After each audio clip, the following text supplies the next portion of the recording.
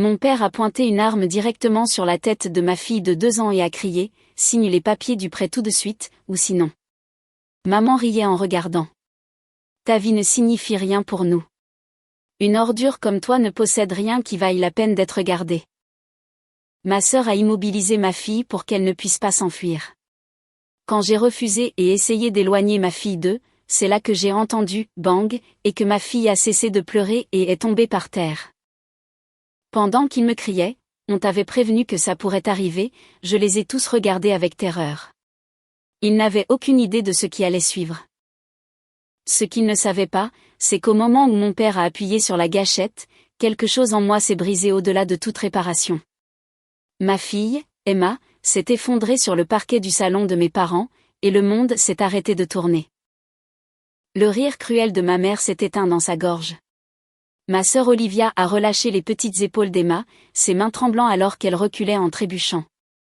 Papa a lentement abaissé l'arme, son visage se vidant de toute couleur tandis que la réalité s'abattait sur lui. Je suis tombée à genoux à côté du corps inerte d'Emma, le sang formant une flaque sous ses boucles blondes. Des boucles que j'avais tressées ce matin même avant de nous rendre à ce que je pensais être un simple déjeuner de famille. Mes mains tremblaient alors que je la touchais, m'attendant à la trouver partie. Au lieu de cela, sa poitrine se soulevait et s'abaissait au rythme de respiration superficielle. La balle lui avait effleuré la tempe, laissant une blessure profonde qui saignait abondamment, mais qui, miraculeusement, n'avait pas pénétré son crâne. « Appelez une ambulance », ai-je ordonné, ma voix calme malgré les larmes qui coulaient sur mon visage.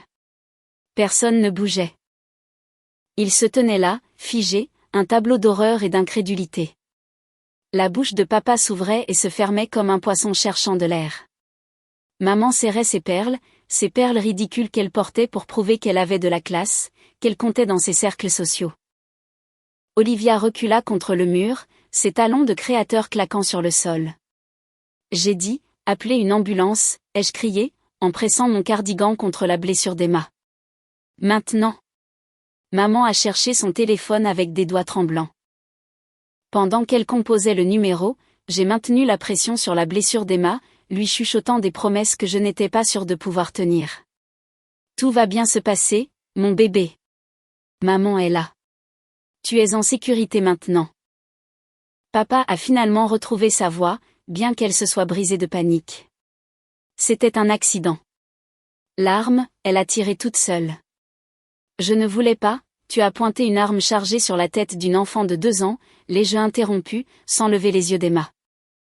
Tu as menacé de la tuer si je ne signais pas des papiers te donnant accès à mon héritage. Il n'y a pas d'accident ici, Richard. C'est une tentative de meurtre. L'utilisation de son prénom au lieu de « papa » l'a fait tressaillir. Bien. Il méritait pire qu'un simple malaise. Il méritait tout ce qui allait lui arriver. Ce que mes parents ne savaient pas, ce qu'ils n'auraient pas pu savoir, c'est que j'avais anticipé que quelque chose comme ça pourrait arriver. Pas exactement cette horreur, mais une sorte d'escalade. Depuis 6 mois, il me pressait de leur accorder une procuration sur la succession de ma grand-mère décédée.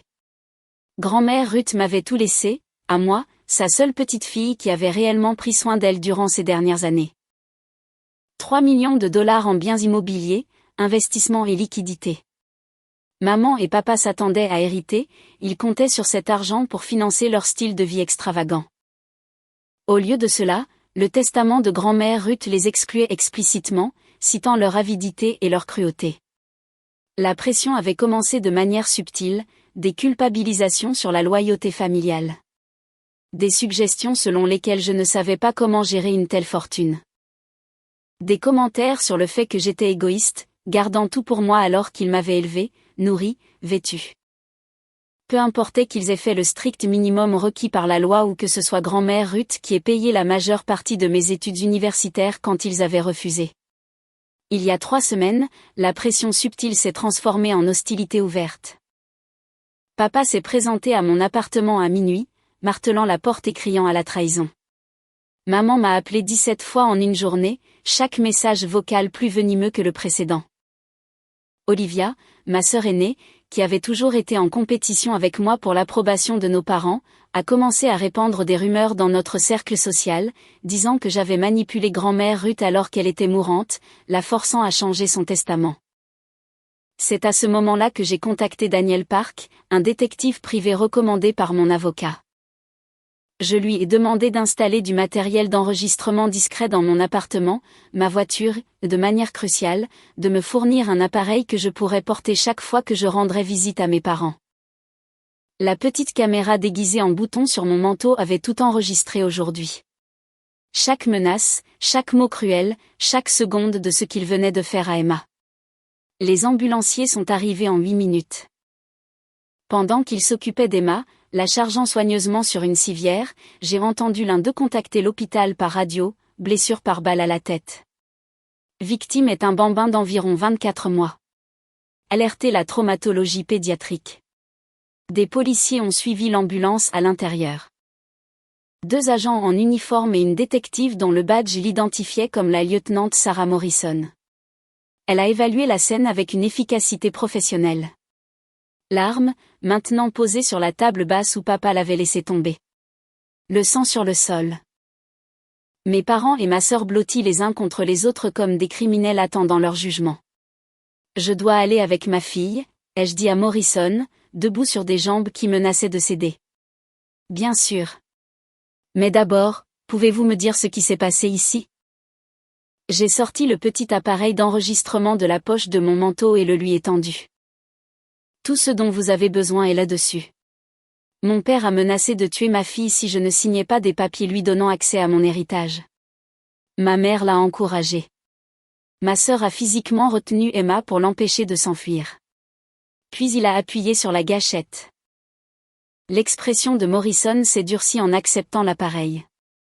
Richard Caldwell, Linda Caldwell, Olivia Brennan, vous êtes tous en état d'arrestation pour tentative de meurtre, agression grave et mise en danger d'enfants. Le son des protestations de ma famille m'a suivi jusqu'à la porte alors que je montais dans l'ambulance à côté de la civière d'Emma. J'ai tenu sa petite main pendant le trajet jusqu'à l'hôpital Seattle Grace, regardant les moniteurs biper et clignoter pendant que l'ambulancier vérifiait continuellement ses signes vitaux. Elle restait inconsciente, son visage pâle à l'exception du sang qui agglutinait ses cheveux. À l'hôpital, une chirurgienne pédiatrique nommée Dr Angela Foster nous a accueillis à l'entrée des urgences. Elle a examiné Emma rapidement mais minutieusement, puis m'a regardé avec des yeux bienveillants. La balle a effleuré son crâne sans le fracturer.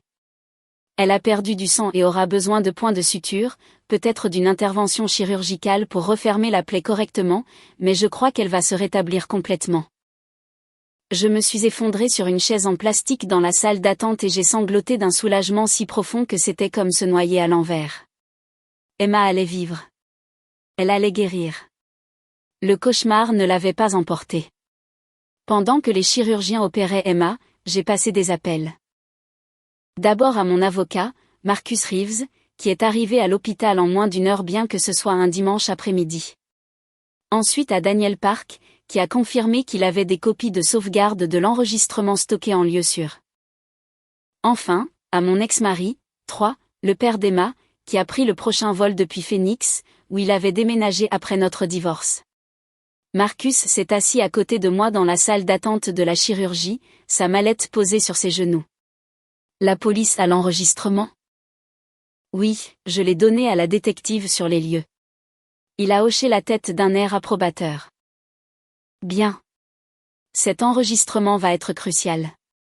Une preuve audio et vidéo d'une tentative de meurtre avec préméditation. Le fait qu'ils aient planifié cela, qu'ils aient apporté une arme chargée spécifiquement pour vous contraindre. Qu'ils aient utilisé votre enfant comme moyen de pression, n'importe quel procureur digne de ce nom demandera les peines maximales. Je veux plus que des peines de prison, ai-je dit doucement. Je veux tout. Marcus m'a étudié attentivement. Que voulez-vous dire?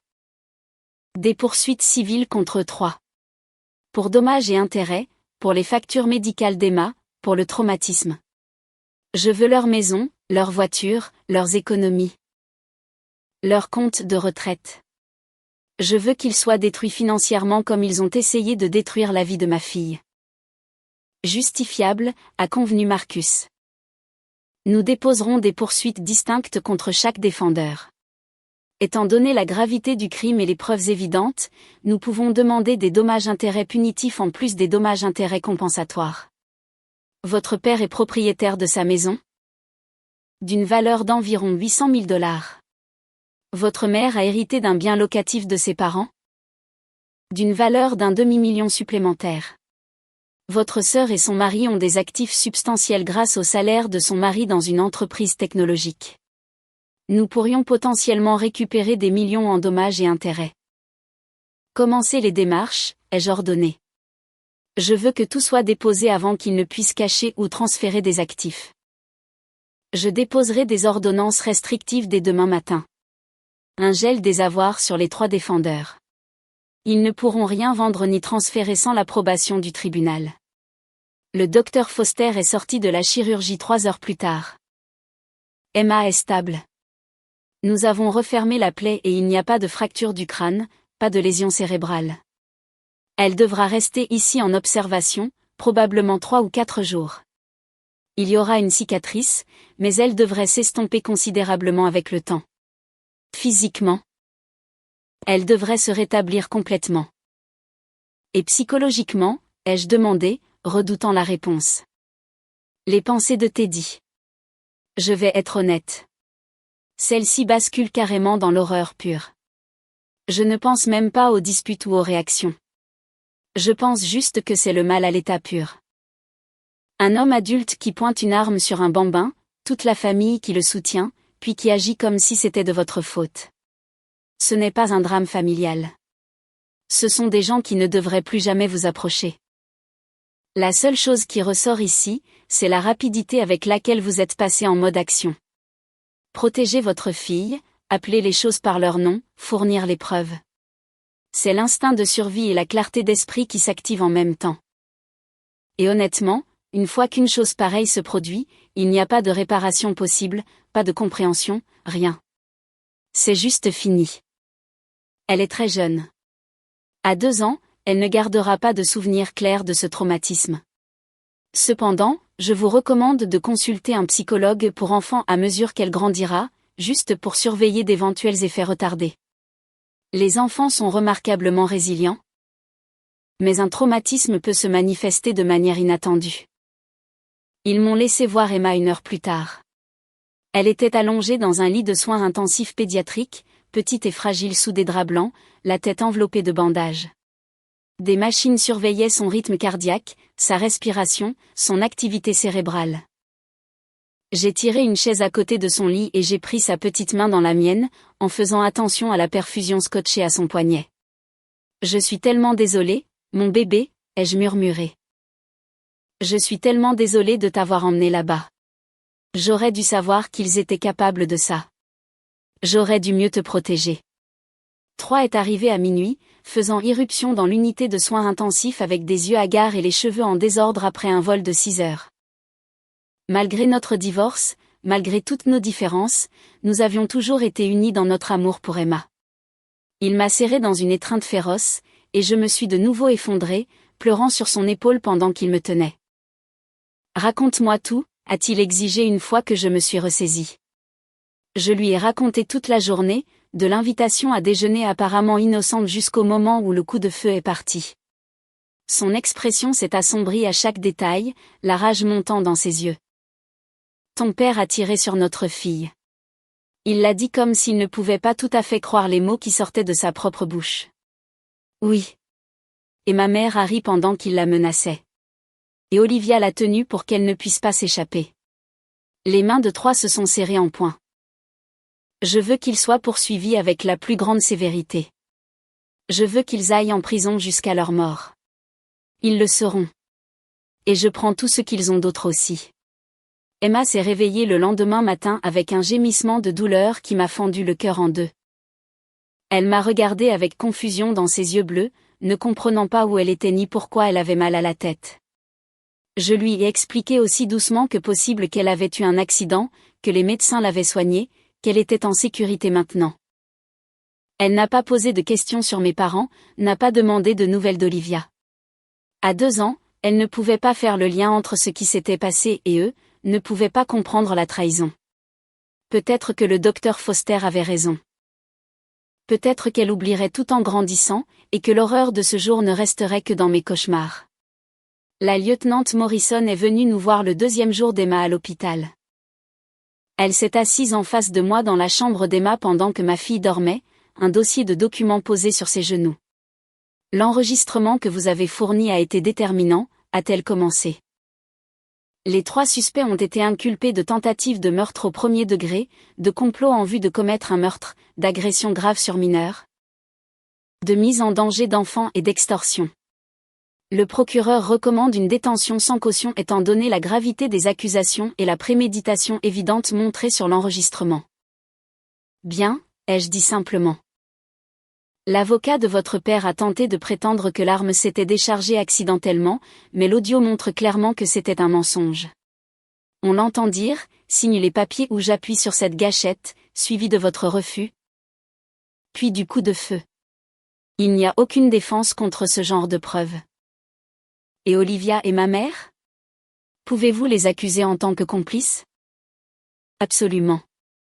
Votre sœur a physiquement retenu la victime, l'empêchant de s'échapper. Votre mère a verbalement encouragé le crime et vous a menacé elle-même. Selon la loi de l'État, toute personne qui aide ou encourage la commission d'un crime grave est également coupable. Elles feront toutes face aux mêmes accusations.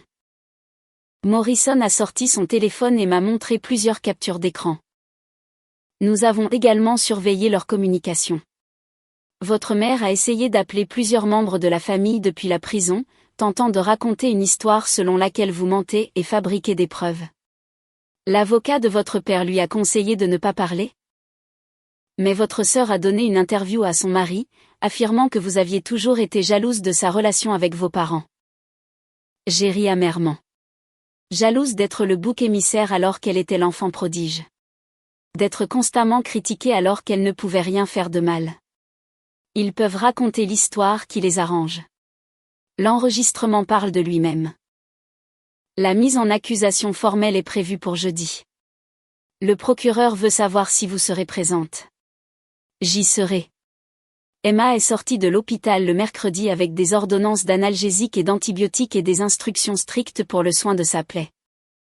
3 est resté avec nous dans mon appartement cette première semaine, m'aidant à gérer la convalescence d'Emma tout en faisant face au cirque médiatique qui avait éclaté autour de l'affaire. Parce que bien sûr, ça a fait les gros titres. Une famille utilise un bambin comme moyen d'extorsion, criait un titre. L'héritage d'une grand-mère mène à une tentative de meurtre, déclarait un autre. Les photos d'identité judiciaire de mes parents et de ma sœur sont apparues sur toutes les chaînes d'information locales. Les réseaux sociaux ont explosé d'indignation et de dégoût. Le jeudi, je suis entré dans le palais de justice avec 3 à mes côtés et Marcus légèrement derrière. La salle d'audience était bondée de journalistes, d'observateurs curieux et de membres de la famille à qui je n'avais pas parlé depuis des années. Ma tante Patricia, la sœur de maman, m'a fusillé du regard depuis le côté des accusés. Mon cousin Jérémy m'a délibérément tourné le dos quand je suis passé. Je m'en fichais. Qu'il me déteste. Qu'il pense que j'étais la méchante de cette histoire. Emma était vivante et en convalescence à la maison avec une baby-sitter de confiance. C'était tout ce qui comptait. L'huissier a fait entrer les accusés séparément, chacun en combinaison orange et menottée. Papa semblait avoir vieilli de 10 ans en 5 jours. Une barbe grise couvrait sa mâchoire, et ses épaules étaient affaissées par la défaite. Les vêtements de marque et les cheveux parfaits de maman avaient disparu, remplacés par une tenue de prison informe et des racines grises non lavées qui transparaissaient à travers son blond décoloré. Olivia avait pleuré. Le mascara coulait sur son visage en rivière noire. La juge Patricia Wilkins présidait, une femme sévère d'une 60aine d'années, connue pour ses peines sévères dans les crimes contre les enfants. Elle a examiné les chefs d'accusation avec une précision méthodique, puis a demandé à chaque accusé comment il plaidait. Non coupable, a plaidé l'avocat de papa en son nom. Non coupable, a fait écho l'avocat de maman. Non coupable, a conclu l'avocat d'Olivia. La procureure, une femme brillante nommée Anna Cross, a immédiatement demandé que les accusés restent en détention sans caution. Elle a cité la gravité des accusations, les preuves évidentes de culpabilité et le danger qu'ils représentaient pour moi et pour Emma. Les avocats de la défense ont protesté. L'avocat de papa a fait valoir qu'il n'avait pas de casier judiciaire et des liens profonds avec la communauté. L'avocat de maman a affirmé qu'elle présentait un faible risque de fuite et avait des problèmes de santé nécessitant un traitement non disponible en prison. L'avocat d'Olivia a insisté sur le fait qu'elle avait 2 jeunes enfants à la maison qui avaient besoin de leur mère. La juge Wilkins a écouté les 2 parties, puis a rendu sa décision. Étant donné la tentative de meurtre d'une enfant de 2 ans, l'utilisation d'une arme à feu dans la commission de ce crime et les preuves accablantes de préméditation, je conclus que les 3 accusés représentent un danger sérieux pour la communauté et pour les victimes en particulier. La mise en liberté sous caution est refusée. Le procès est fixé dans 3 mois. Maman a fondu en larmes. Olivia a crié, « Ce n'est pas juste. Elle ment surtout. » Papa a simplement fixé la table devant lui, brisée. Alors que les huissiers les emmenaient, Olivia s'est retournée pour me regarder. « J'espère que tu es contente, » a-t-elle craché. « Tu as détruit cette famille. »« Non, » ai-je dit calmement, en croisant son regard. « Vous vous êtes détruit vous-même quand vous avez décidé que l'argent valait plus que la vie d'Emma. » Les poursuites civiles se sont déroulées simultanément à la préparation du procès pénal. Marcus a déposé des plaintes contre les 3 accusés, réclamant 10 millions de dollars de dommages et intérêts, 5 millions de dommages-intérêts punitifs pour la tentative de meurtre, 3 millions pour les frais médicaux et les soins psychologiques futurs d'Emma, et 2 millions pour préjudice moral. Le gel de leurs avoirs a été accordé immédiatement. La maison de papa, le bien locatif de maman, les comptes joints d'Olivia et de son mari. Tout a été bloqué en attendant l'issue des procès. Leurs avocats ont crié au préjudice injuste, au fait de punir des gens avant même qu'ils n'aient été condamnés, mais le juge n'était pas d'accord. Les preuves étaient trop solides, le risque de fuite trop élevé. Au cours des semaines suivantes, j'ai appris toute l'étendue de la situation financière de ma famille grâce aux procédures de communication de pièces. Papa vivait au-dessus de ses moyens depuis des années, maintenant une façade de richesse tout en accumulant les dettes de cartes de crédit. Le bien locatif de maman générait un revenu minime. Le mari d'Olivia, Nathan, gagnait un bon salaire, mais ils avaient dépensé de manière extravagante, finançant des voitures de luxe et des vêtements de marque qu'ils ne pouvaient pas vraiment se permettre. L'héritage de grand-mère Ruth aurait résolu tous leurs problèmes. Au lieu de cela, grand-mère Ruth avait vu clair dans leur avidité et m'avait tout laissé parce que je l'avais vraiment aimée, elle, et non son argent. Le procès a commencé un mardi matin de septembre. J'avais pris un congé de mon travail d'analyste financière pour assister à chaque journée, ayant besoin de voir la justice être rendue. Troy est revenu en avion, et nous nous sommes assis ensemble au premier rang de la galerie, formant un front uni. Anna Cross a présenté le dossier de l'accusation avec une efficacité dévastatrice. Elle a fait jouer l'enregistrement en pleine audience, et les halètements du jury ont montré clairement l'impact qu'il avait. Entendre la voix de mon père menacer froidement de tuer Emma, le rire cruel de ma mère, la déclaration d'Olivia sur le fait de maintenir ma fille immobile. Le jury était visiblement ébranlé. Les avocats de la défense ont essayé diverses tactiques. Ils ont prétendu que j'avais manipulé la situation, que j'avais provoqué mon père pour qu'il apporte l'arme. Ils ont suggéré que l'enregistrement aurait pu être édité ou sorti de son contexte.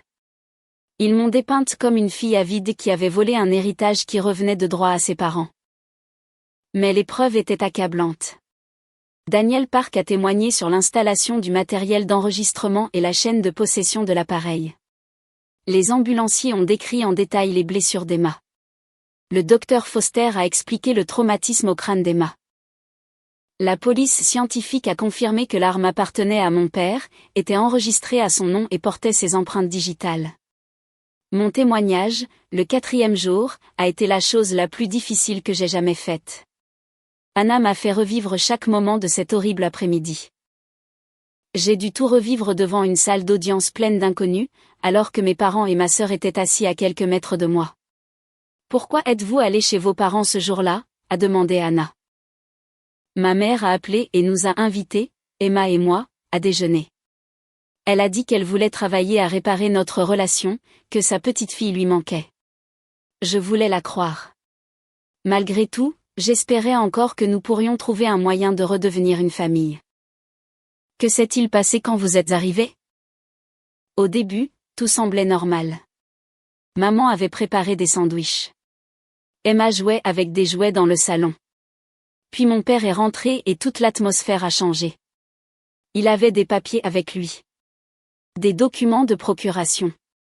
Il a exigé que je les signe immédiatement, lui donnant le contrôle total de mon héritage de ma grand-mère.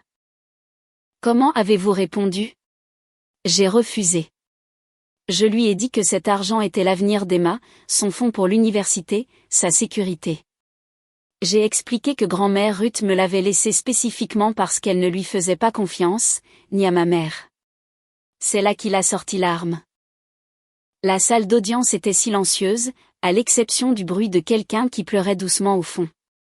Qu'ont fait votre mère et votre sœur pendant que votre père vous menaçait? Ma mère a ri.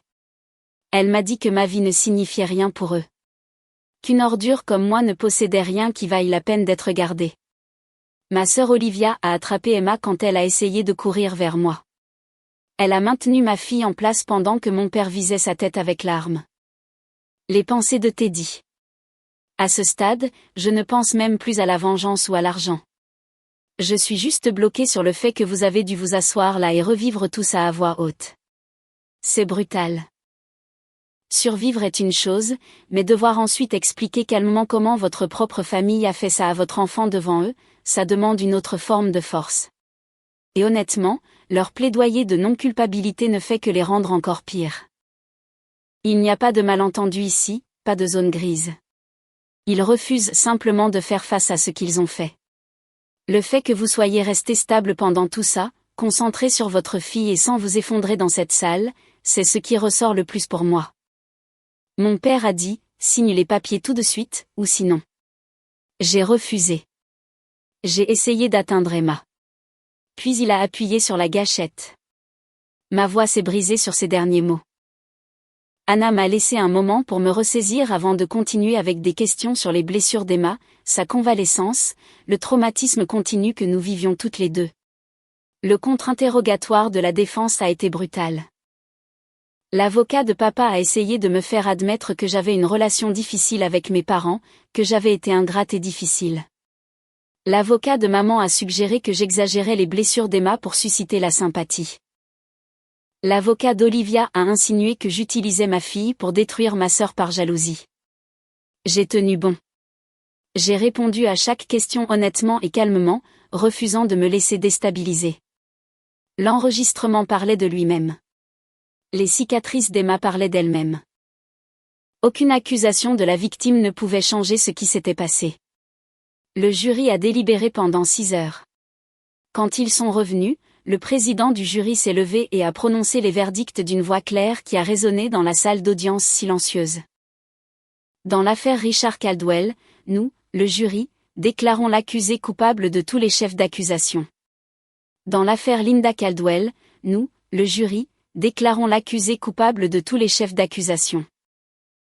Dans l'affaire Olivia Brennan, nous, le jury, déclarons l'accusé coupable de tous les chefs d'accusation.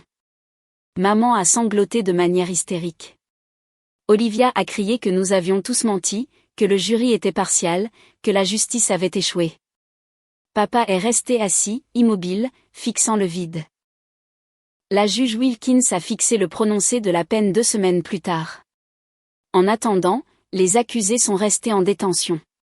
Le jour du prononcé de la peine est arrivé avec une pluie d'automne qui tambourinait contre les fenêtres du palais de justice. La juge Wilkins a examiné le cas de chaque accusé individuellement avant de prononcer la sentence. Richard Caldwell, vous avez été reconnu coupable de tentative de meurtre au premier degré, de complot en vue de commettre un meurtre, d'agression grave sur mineur, de mise en danger d'enfant et d'extorsion. Vous avez pointé une arme à feu chargée sur la tête d'une enfant de 2 ans et avez appuyé sur la gâchette dans une tentative calculée d'extorquer de l'argent à sa mère. La seule raison pour laquelle Emma est en vie aujourd'hui est la chance. Et non votre pitié. Je vous condamne par la présente à 35 ans de prison d'État sans possibilité de libération conditionnelle. La tête de papa est tombée. 35 ans. Il en avait 62. Il mourait en prison. Linda Caldwell, vous avez encouragé et participé à la tentative de meurtre de votre petite fille. Vous avez menacé verbalement la mère de la victime et créé un environnement de terreur. Je vous condamne à 25 ans de prison d'État sans possibilité de libération conditionnelle. Maman a gémi, mais la juge l'a ignoré. Olivia Brennan, vous avez physiquement retenu une enfant terrifiée pour faciliter sa tentative de meurtre. Vous êtes aussi coupable que si vous aviez tenu l'arme vous-même. Je vous condamne à 20 ans de prison d'État sans possibilité de libération conditionnelle. Le visage d'Olivia s'est décomposé. Mes enfants, a-t-elle murmuré. Et mes enfants ? Vous auriez dû penser à vos enfants avant d'essayer d'aider à assassiner votre nièce, a répondu froidement la juge Wilkins. Les procès civils se sont conclus 2 mois plus tard avec des verdicts qui ont financièrement détruit les 3 accusés. La maison de papa a été saisie et vendue pour payer les dommages et intérêts. Le bien locatif de maman a subi le même sort. Les actifs d'Olivia et de Nathan ont été divisés, la moitié servant à régler le jugement contre elle. Au total, j'ai reçu 4,2 millions de dollars de dommages et intérêts pour les 3 procès. Combiné à l'héritage de grand-mère Ruth, Emma et moi étions en sécurité financière pour la vie. Plus important encore, nous avions obtenu justice. Emma a eu 3 ans 6 mois après la fin des procès. Sa cicatrice s'était estompée en une fine ligne blanche à peine visible sous ses cheveux. Elle ne montrait aucun signe de traumatisme de l'incident. Pas de cauchemar ni de changement de comportement. Le docteur Foster avait eu raison. Elle était trop jeune pour conserver des souvenirs durables de ce jour. Mais moi, je le porterai pour toujours. Le son de ce coup de feu, la vue du sang de ma fille sur le sol, le calcul froid dans les yeux de mon père alors qu'il menaçait de tuer un enfant pour de l'argent. Certains membres de la famille refusaient toujours de me parler. Tante Patricia m'a envoyé une lettre me traitant de menteuse vindicative qui avait détruit des innocents. Le cousin Jérémy a posté sur les réseaux sociaux que j'avais fabriqué des preuves et manipulé le système judiciaire. Je n'ai répondu à rien de tout cela. Les personnes qui comptaient connaissaient la vérité. Emma était en sécurité et s'épanouissait. Mes parents et ma sœur étaient en prison, là où ils devaient être. C'était suffisant. 3 et moi avons développé une meilleure relation de coparentalité à travers cette épreuve. Le traumatisme partagé nous a liés d'une manière que notre mariage n'avait jamais fait. Il est retourné à Seattle pour être plus proche d'Emma, et nous avons mis en place un arrangement de garde qui lui a donné de la stabilité et 2 parents qui mettaient réellement ses besoins en premier.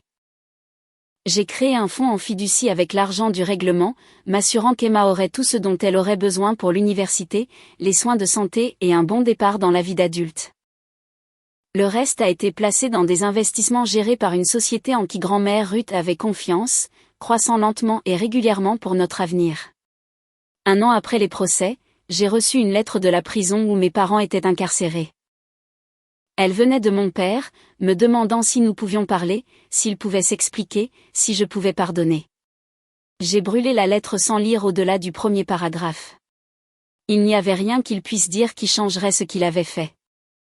Aucune explication ne justifierait d'avoir pointé une arme sur la tête de sa petite fille. Aucun mot ne pourrait réparer ce qu'il avait brisé. Olivia a écrit aussi, affirmant qu'elle avait été manipulée par nos parents, qu'elle n'avait jamais voulu que quelqu'un soit blessé, qu'elle me manquait et qu'elle voulait une réconciliation. J'ai brûlé cette lettre aussi. Seule la lettre de ma mère m'a fait hésiter. Elle était différente des autres, ne cherchant ni pardon ni réconciliation, mais énonçant simplement des faits. Elle écrivait qu'elle comprenait pourquoi je les détestais, qu'elle avait échoué en tant que mère, en tant que grand-mère, en tant qu'être humain, qu'elle espérait qu'Emma grandirait en sécurité et heureuse, sans jamais connaître les personnes qui avaient essayé de lui faire du mal. Je n'ai pas brûlé cette lettre. Je l'ai rangée dans une boîte intitulée « L'histoire d'Emma », avec les rapports de police, les transcriptions du tribunal et les dossiers médicaux. Un jour, quand elle serait assez grande pour comprendre, je lui dirai la vérité sur ce qui s'est passé. Non pas pour la charger d'un traumatisme, mais pour m'assurer qu'elle sache que certaines personnes, même la famille, choisiraient l'avidité plutôt que l'amour. Pour le 4e anniversaire d'Emma, nous avons organisé une fête dans un parc local avec ses amis de la maternelle. Elle courait à travers l'aire de jeu, riant et criant de joie, ses boucles blondes rebondissant au soleil. La cicatrice sur sa tempe était invisible à moins de savoir exactement où regarder. Troy et moi étions assis sur un banc à la regarder, pensant tous les deux à la même chose tacite. Nous avions failli perdre ça, failli perdre son rire, sa joie, tout son avenir parce que 3 personnes accordaient plus de valeur à l'argent qu'à sa vie. Elle est heureuse, a observé Troy doucement. Elle l'est, ai-je convenu, et en sécurité. C'est ce qui compte. Te demandes-tu parfois ce qui se serait passé si le tir de ton père avait été juste un peu différent? Absolument tous les jours, ai-je admis. Mais elle est là. Elle a survécu. Et ils sont enfermés là où ils ne pourront plus jamais lui faire de mal. Troy a tendu la main et a serré la mienne. Tu as bien fait de les poursuivre au civil, de tout leur prendre. Certains pourraient dire que c'était vindicatif, mais moi je dis que c'était la justice. Je voulais m'assurer qu'ils ne pourraient jamais se reconstruire, ai-je avoué. Je voulais qu'ils perdent tout comme ils ont essayé de faire perdre la vie à Emma. Peut-être que ça fait de moi une personne vengeresse. Peut-être que ça me rend aussi mauvaise qu'eux. Non, a dit Troy fermement. Ça fait de toi une mère qui protège son enfant. Il y a une différence entre la vengeance et les conséquences. Ce que tu as fait, ce sont des conséquences. Les pensées de Teddy. Je vais être honnête, celle-ci me semble tellement exagérée que ça me sort un peu de l'histoire. Les émotions sont intenses, mais tout s'aligne trop parfaitement. L'enregistrement, les condamnations instantanées, les énormes dédommagements, la fin nette où tout s'arrange et où ils ont tous disparu pour toujours. Les situations réelles aussi extrêmes sont généralement beaucoup plus désordonnées et ne se terminent pas de manière aussi propre. Ce qui semble réel, c'est l'instinct de base, protéger son enfant à tout prix et couper complètement les ponts avec les gens après quelque chose d'impardonnable. Cette partie touche, mais le reste commence à ressembler plus à un fantasme de vengeance qu'à une expérience humaine brute, surtout avec la façon dont la narratrice reste contrôlée et composée tout au long de l'épreuve. Finalement, j'ai complètement arrêté de penser à eux. J'ai arrêté de me demander comment ils survivaient en prison. Ils s'étaient rendus insignifiants dans nos vies, et je les ai laissés le rester. Emma est devenue une enfant brillante et confiante, sans aucun souvenir du jour où son grand-père lui a tiré dessus. Elle savait qu'elle avait été blessée quand elle était petite, savait qu'elle avait une cicatrice, mais les détails étaient abstraits pour elle. Juste une autre histoire de famille, pas plus traumatisante que de tomber de vélo ou d'avoir des points de suture après un accident sur une aire de jeu. Quand elle me posait des questions sur mes parents et pourquoi nous ne leur rendions jamais visite, je lui disais simplement qu'ils avaient fait de très mauvais choix et qu'ils vivaient ailleurs maintenant. Elle acceptait cela sans poser de questions, en sécurité dans l'amour de la famille qu'elle avait, moi, Troy, ses parents qui l'adoraient, quelques tantes et oncles qui avaient pris notre parti contre mes parents. J'ai construit une vie entièrement axée sur le bien-être d'Emma et notre avenir commun. La thérapie m'a aidé à surmonter le traumatisme et à me pardonner de l'avoir mise en danger. Le travail m'a apporté une structure et un but. Les amis m'ont offert soutien et normalité. 5 ans après la fusillade, j'ai reçu une notification m'informant que mon père était mort en prison. Crise cardiaque à 67 ans. Je n'ai rien ressenti. Pas de chagrin, pas de soulagement, juste un vide là où un amour familier aurait dû se trouver. Je n'ai pas assisté à ses funérailles. Je n'ai pas envoyé de fleurs. Je n'ai reconnu sa mort d'aucune manière. Il avait cessé d'être mon père au moment où il avait pointé cette arme sur Emma. Sa mort n'a rien changé. Ma mère et ma sœur resteraient en prison pour les années à venir, mais leur sort ne me concernait plus. C'étaient des étrangères qui avaient un jour partagé mon ADN, rien de plus. L'héritage de grand-mère Ruth, combiné au règlement des procès civils, m'a permis d'offrir à Emma des opportunités que je n'avais jamais eues. Une école privée avec d'excellents professeurs, des leçons de musique et des cours d'art, des camps d'été et des voyages internationaux. Toutes les choses que mes parents m'avaient refusées tout en prodiguant attention et ressources à Olivia. Plus important encore, j'ai donné à Emma quelque chose que mes parents ne m'avaient jamais donné, un amour inconditionnel, la sécurité, la connaissance que sa valeur n'était pas mesurée par ce qu'elle pouvait fournir ou par sa capacité à répondre à des attentes arbitraires. Les jours où le poids de ce qui s'était passé semblait écrasant, quand les cauchemars me réveillaient en sursaut, j'allais dans la chambre d'Emma et je la regardais dormir. En sécurité, en bonne santé, entière. La fine cicatrice sur sa tempe à peine visible dans le clair de lune qui filtrait par sa fenêtre. Ma famille avait essayé de me la prendre pour de l'argent. Ils avaient pointé une arme sur une enfant de 2 ans et appuyé sur la gâchette sans hésitation ni remords. Mais Emma avait survécu, et ils avaient tout perdu. Finalement, la justice avait été rendue, non seulement par des peines de prison ou la ruine financière, mais par le simple fait qu'Emma vivait et s'épanouissait pendant qu'ils pourrissaient dans des cellules qu'ils avaient eux-mêmes créées. Ils avaient tout misé sur l'avidité et avaient perdu de manière catastrophique. Et moi, j'avais gagné quelque chose de bien plus précieux que n'importe quel héritage. Une clarté absolue sur ce qui comptait. Pas l'argent, pas le statut social, pas la loyauté familiale pour le principe. Juste la sécurité d'Emma, le bonheur d'Emma, l'avenir d'Emma. Tout le reste était négociable. Mais la vie de ma fille, c'était sacré. Et quiconque la menacerait, famille ou non, ferait face à tout le poids de conséquences qu'il ne pouvait imaginer. C'était la leçon que mes parents ont apprise trop tard, assis dans leur cellule de prison avec des décennies de peine qui s'étendaient devant eux. C'était le prix de leur avidité et de leur cruauté.